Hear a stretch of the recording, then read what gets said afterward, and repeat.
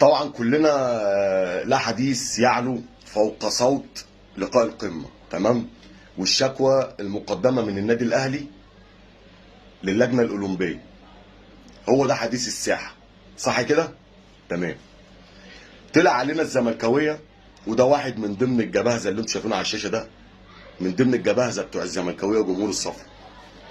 طلعوا علينا قال لك ايه؟ اللجنة الأولمبية غير مختصة ومش هتبت في الموضوع، والله زي ما بقول لك كده.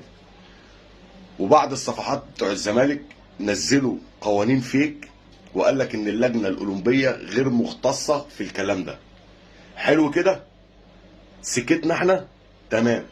احنا قدمنا الشكوى يا عم وعملنا اللي علينا وخليها على الله. يقوم طالع علينا بقى الجهبذ ده يقول لك اللجنه الاولمبيه مختصه، والنادي بتاعهم راح قدم شكوى في نفس الموضوع ونفس السياق للجنه الاولمبيه. طب يا ابني انت مش مأكد لي اللي هي لجنه غير مختصه؟ ولا انت دماغك انت عايز تجنني ما هو انت كده عايز تجنني معاك.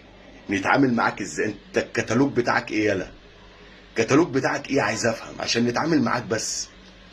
يلا، انا قلت المباراه هتتعاد.